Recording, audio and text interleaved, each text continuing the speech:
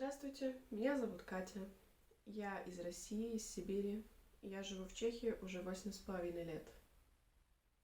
24 февраля моя жизнь, как и жизнь многих миллионов людей, поменялась кардинально. У меня есть родственники в России, мои родители, моя сестра и другие ближайшие родственники. И у меня есть родственники в Украине. Моя троюродная сестра написала мне 24 числа, что они проснулись под звуки разрывающихся бомб. Первые дни все пребывали в шоке. Первые дни люди были в ужасе. Но чем дальше, тем большее количество людей в России верит официальной версии происходящего, которая утверждает, что все потери, которые несут жители Украины, наносятся украинскими войсками. Они утверждают, что украинцы сами себя палят, бомбят, взрывают, устраивают провокации на электростанциях. И количество бреда, которое невозможно слушать, которое не выдерживает ни малейшей критики, просто написано. Несмотря на то, что у каждого сейчас есть возможность снимать свои видео, делать свои фотографии, показывать даже в живом переносе, что сейчас происходит, есть все еще люди, которые продолжают этому не верить, да, они предпочитают увидеть красное слово «фейк» в телевизоре и поверить этому, а не реальным людям. Но я не сдаюсь, создаю свое видео, где расчет на то, что его увидят люди, которые меня лично знают, люди, которые со мной учились в одной школе, которые преподавали в этих школах, мои друзья и друзья их друзей. Я надеюсь, что они увидят меня как реального человека и немножко откроют глаза, хотя бы немножко откроют глаза на то, что происходит. Я отправилась в деревню в Чехии, которая находится в 10 километрах от меня, которая приняла беженцев, и поговорила с ними. Что они мне рассказали, вы сейчас увидите. Да.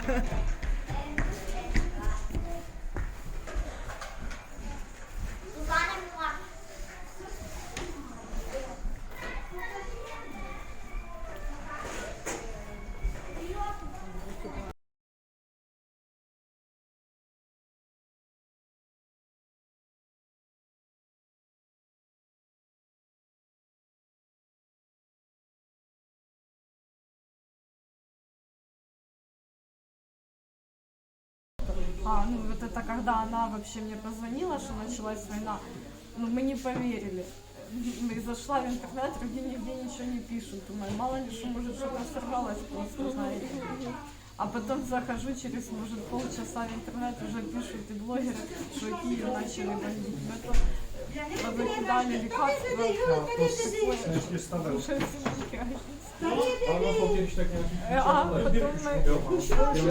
что-то шум какой-то. Мы в окно, и прям в окно увидели, ракета пролетела. А нас там рядом город Марганец, разбили первую часть Марганца. Сели с мужем на машину, выехали на Днепр. Ехать было страшно, трасса полностью пустая, это вообще нонсенс, потому что там всегда оживленный участок. Подъехали до Днепра, подъезжая до Днепра, там был блокпост. Уезжали, я уже молчу, что мы под сирены уезжали, везде блокпосты люди строили. Хотели на Кривой Рог, но эти военные сказали, лучше не едьте, потому что там бомбят. А потом через Винницу ехали, разбомбленные вот эти были как заправки, фура стояла разбитая, машина разбитая, снаряд видели, прям валялся. И то мы с горем пополам до Западной Украины добрались, перешли границу, папа остался, папа, муж, родственники, друзья. Мы просто на телефонах сидим, да, на голову сейчас ничего не падает, но там наши родные. Ты постоянно включаешь и смотришь. Только что 3 часа 3 часа была сирена в Днепре, в Никополе. У меня в Днепре друзья, в Никополе родственники. За 3 часа, ну, можно с ума сойти. Ты Я з Івано-Франківська. І в нас аеропорт якраз бомбили, і так ми з дітьми вибігли і на Донбої. Тоже в первый день сразу Да. 24 числа. И у вас там тоже осталась семья, да, я так понимаю? Чоловік, так. І дочка старша. Тут теж з дітьми, і зять лишився там, і брат. Вы с ними на связи? Да. С ними все хорошо Та сейчас? слава Богу. Дочка, едем, летит Та самолет. в нас вікна тряслися, хата тряслася. Так от собака билася в двері, щоб її пустити в хату. Що собака так злякалася, була з І вулиці. двері, і руки. Брат ранком позвонив, каже, Путін об'явив війну. І все. І тут ми вийшли на вулицю подивитися, чи дійсно, а то зразу ракети над головою прилетіли. То я було подивилася в двері, трошки відкрив двері, а то все в димах. Мы оставили свои квартиры, мы оставили свои машины, свой бизнес, свои магазины. Я только месяц назад открыла новый магазин, я вложила туда кучу денег. Мы бросили все вместе с кассами, которые там были, с товаром, который... Я не могу подобрать слов, чтобы выразить все, что я чувствую по отношению к вашему президенту. Какой, сука, русский мир? Кого вы сюда приехали спасать? Мы жили спокойно. У меня 2 недели назад было все хорошо. У меня была хорошая семья, любимый человек, любимая работа. Теперь у меня нету ничего. Ну, поверьте, мы сами себя не будем убивать. Мы не будем убивать своих детей. Я простой мирный житель. Вот сестра тут у нас таких вот это что, кто вот это, вот эти дети, которые, это что? Дети бандеровцев? Или мы жертвы бандеровцев, которые сейчас сидят на камеру? Это кто мы тогда получается? Я вот просто, если можно, тут просто самые большие такие, да, аргументы, которые людей сподвигают в это все верить, это то, что, да, действительно вас от кого-то спасают, то есть вы не видели никаких банд, которые бы были украинцами, которые бы были нацистами, которые Я вас больше защищали. скажу. Вы своими глазами ничего подобного не видели. Ну нет, ну, просто надо сказать, потому что люди считают, что это у вас там глаза затуманены, и вы просто не видите нацистов, понимаете? Надо это сказать, что там есть, ну, вы видели? Нет, такого нет, это глупости. Ну, это бред. Хотела еще бы подчеркнуть и обратить ваше, господа, внимание на то, что вот я непосредственно живу, во сколько там, 30 километров, да, от атомной электростанции, Запорожской атомной электростанции.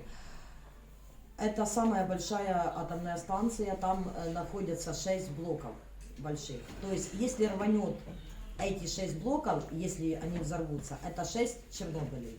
6 Чернобылей. Ну, погибнет не только Украина, и Европа или пол Европы.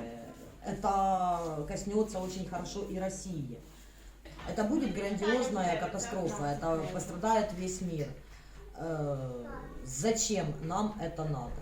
В первую очередь погибнет вся Украина. В первую очередь ее не станет. Это все обзывается провокацией, но это, мне кажется, уже нужно быть совсем Это, куку, чтобы да. увидеть в этом какую-то логику. Это вспомнили про то, что вы встречали там блокпосты военных Украины. Как к вам относятся ваши военные? Отлично. Отлично. В машину посмотрели, что дети едут, что семья едет, документы проверили, удачи пожелали, ну, спасайте своих близких, едьте. Подсказали, где обстрелы, куда ехать Если мы небезопасно, спрашивали, всё да. подсказывали. Подсказали в Крапивницком, мы хотели напрямую ехать по навигатору, они сказали, где объехать, там мост в аварийном состоянии. Ну, отлично. То есть никто вас с жирным щитом Нет. не подставлял и... Нет. Не, мы поражались, как возможно было Гитлеру вот такое, да, промывку мозгов допустить немцам, полить людей в газовых камерах, мне казалось, как это возможно. А сейчас с такой информацией, телевидением, вот этим всем вещанием, так конечно, можно что угодно. Казалось бы, знаете, как говорят, что казалось, если ты информацией владеешь, ты Ну, владеешь так и по миром. поводу информации. Сейчас же ведь все позапрещали, все СМИ, которые отказывались от официальной Да. версии, все Ну, просто когда заблокировали. у нас был во власти Янукович, у нас начало происходить подобное. Блокировали тоже много телеканалов. Да, да. Ну, потом с этой властью реально такого не было. Работали все каналы.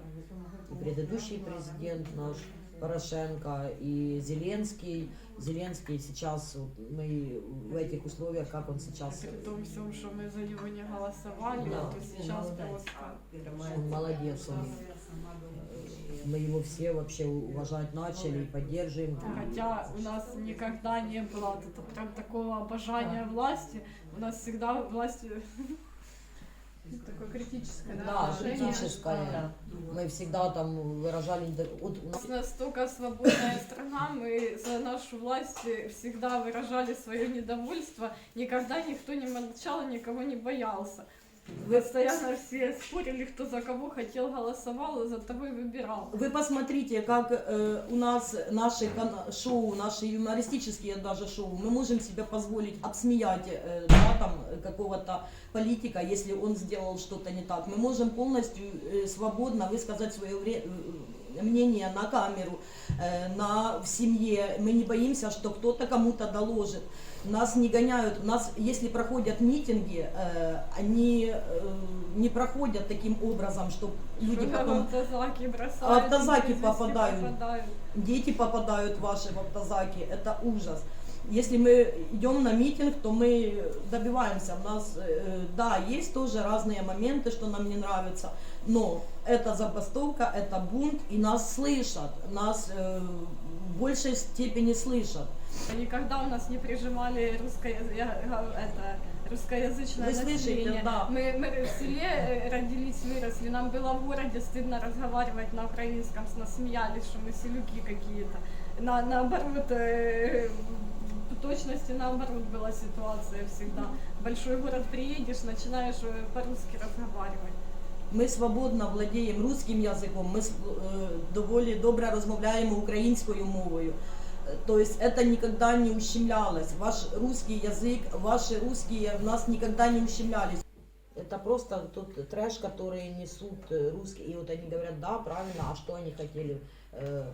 Их надо убивать, Надо было они заигрывать фашисты. с Америкой, и вот это вот Так всё. это наши дела, наши проблемы. Куда У нас хотим, есть своя туда страна, и вступаем. если мы хотим в эту Европу, то мы полностью имеем право хотеть в Европу. Мы полностью независимое, сколько, 30 лет, да? 30 лет мы независимое государство. Какое дело Путину, там, Лукашенку, например, к тому, что мы хотим. Да, может быть, это как-то неудобно Путину территориально, да, что мы хотим в Европу. понятно, Ну, ему извините. неудобно, Ну, судя по реакции, да, ну, да, понятно, ну извините, ну таким путем решать это все. Ну ты же не прав. Ну вы не правы, вы, ну. Это наша хата, Украина это наш дом. И давайте соседи будут решать, делать ли мне в доме ремонт или нет. Жена 4 года едет, видит самолет, правильно говорит, нас самолет летит, на що бомбить, сейчас буду. Та я теж Її- такий страх дістала від цього, що ми приїжджали на день собак годувати, бо біля аеропорта я вже боялася спати. І в день приїжджали, і тако тільки самоліт летить, я без розговорів вдіваюся дітей в машину і ми поїхали зразу. До брата їхали в центр, бо боялась біля аеропорта вже було. Звонит папе ребенок. Папа, ты еще живой? Ну как, 4 года, ну как ей слышать это? Как папе это слышать, который остался там? Это просто. Это просто. Нам в страшном сне не могла никак. А то, что это будет Россия, соседская страна, что мы до такого докатимся, что вам в голову не укладывается. Мы тут просто в шоке. Мы не можем эту даже осмыслить, осознать эту всю ситуацию, то, что мы видим. Вот такое мнение, что люди убегают, потому что им хочется халявой загородить. Халяву! Я посмотрела, да, что здесь происходит, и не только здесь. И, ну, ясное дело, что такой халявы, да, вот спасибо не надо. Ну, как бы. Не дай бог. Ну, это спасибо, да. что люди хоть где-то приютили, потому что ехали в никуда. Что накормили, приняли. О какой халяве может идти речь? Дома ремонты только пододелывали, работы, карьеру какую-то строили. Какая халява? Если бы я хотела уехать за границу, я бы сделала это при хороших мирных условиях. Поехала бы, оформила себе визу и поехала бы работать. Спасибо за такую халяву. Что Ты сидишь и жеваешь. и роешься в мешках себе, выбираешь одежду, на подходит, на тебя не подходит. Это, не дай бог, никому такой халявы. Побывать за границей вот таким способом я никогда не мечтала. И халяву, да, тут нас очень встретили хорошо в Румынии, нас очень встретили хорошо вот в Чехии сейчас здесь. Ну, вот, дай бог здоровья. Я не знаю куда, я не знаю когда, но я напишу, я фотографировала людей, которые нас встретили в Румынии, это хорошая семья. Мы не ожидали, мы даже, ну, мы настолько не ожидали, что нас так примут. Про них нужно написать, про этих людей тоже должны знать, за границей, которые помогают. Вот девушка, которая стоит и просто бросила семью, да, бросила свои заботы. Я так понимаю, у вас на выходных люди просто едут отдыхать за город, мне рассказывали. Ну, а не вот это вот все. Ну, то есть, на своих добровольных началах. Это, ну, если бы не было таких людей, ну, я не знаю. Я не знаю, где бы мы были со своими там 2000 денег, которые там успели Которые кинуть. здесь не поменяешь с гривнами, эти 3 Да. копейки. Понятно. Ну, какие у вас сейчас, чем занимаетесь, какие планы вот здесь, сейчас вам что-то нужно, что-то еще помочь? Ну, я вижу, что много вещей, но не знаю, Нас если тут всё, что забезпечують досить добре. Мгм. А наша мрія повернутися додому. Знаете, это все благодарность этих людей смешивается с чувством, ну как бы сказать, может я скажу цинично, чувством унижения, что тебе приходится принимать эту помощь. И какие у нас потребности? У нас потребности в дальнейшем выжить. Мы не знаем, насколько это война. Она на месяц, на год, или же она будет вот так процветать, как в Донецке и Луганске 8 лет, будут периодически бомбить и стрелять. Мы ничего не знаем. Мы не знаем, и как вернемся ли мы в Украину, и куда нам возвращаться, будут ли целы наши дома, потому что сейчас на удачу. Какие планы? Мы пока отходим от этого всего, пытаемся хоть что-то узнавать. Понятно. Ну, скорее всего, я так понимаю, дети попадут в садики, в школы в ближайшее время что-то. Ну, я смотрела, что по новостям придет, что в Чехии стараются упростить вот эти процедуры, чтобы школы готовятся вот именно к приему детей, отдельно вот выделяются классы, что старается сообщество просто объединилось, чтобы помочь. И как с самого вот этого начала, еще до того, как вообще вспомнили организации благотворительные, как, до того, как опомнили, здесь вот люди сами все просто собрались, своими силами стали собирать вообще помощь, на своих собственных машинах поехали к границам, и вот все просто сошлись, ну, в хорошем смысле, в том, что хотели все помочь, и что происходит. И как бы, ну, эта волна, мне кажется, она продолжается, мы все просто до сих пор в шоке, все... И ни дня не проходит, чтобы вот на минуту об этом вообще забыть, что сейчас происходит. Стараюсь поделиться как можно с большим количеством людей. Я, как вообще сказала, никакой не блогер нет. Ну, может быть, от этого и какое-то доверие побольше будет, что я не заинтересованная сторона, мне никто деньги за это не заплатил, и никакого государства ничего не получаю. Стараюсь. На кого смогу повлиять просто, потому что людям надо это все осознать, из-за кого это происходит, что это не имеет никакого смысла, что это жестоко, что этого не должно происходить в этом мире, и против этого нужно всеми силами. Знаете, и уже просто интересно, и уже не веришь в историю, потому что, да, потому что это все закончится когда-то, и если люди в России этого не будут знать, это же поменяется совершенно написана будет другая история. Историю в одной стране. пишут победители, как Да, говорится. да. Надо об этом знать, не помнить, рассказывать, говорить, кричать. Я могу сесть в тюрьму за то, что я сейчас делаю. Я, да, вот свободная Да. Россия, освободите Венецию. Да, Такая вот у мы нас это прекрасно понимаем. страна.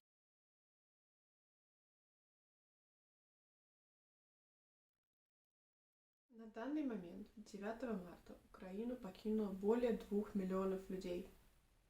Это более 2 миллионов похожих историй, многие из которых будут намного хуже. Эти люди потеряли все, всю их жизнь. Она разрушилась у них на глазах. Это невероятное горе, даже если никто не погиб пока что. И это горе им принесло наше государство, Россия. За создание подобного ролика в России предусмотрена административная и уголовная ответственность.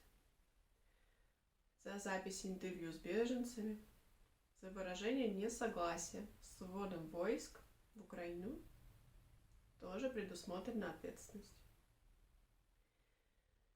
Если кто-то не понял, скажу прямо, я не согласна с политикой Российской Федерации в отношении Украины.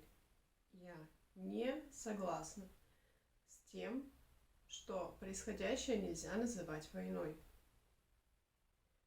За это мне грозит ответственность. Вот такое у нас государство. Вдумайтесь. По-вашему, это нормально? У меня есть конституционное право иметь свое мнение на происходящее. На данный момент иметь свое мнение – это преступление. Делайте выводы. Думайте.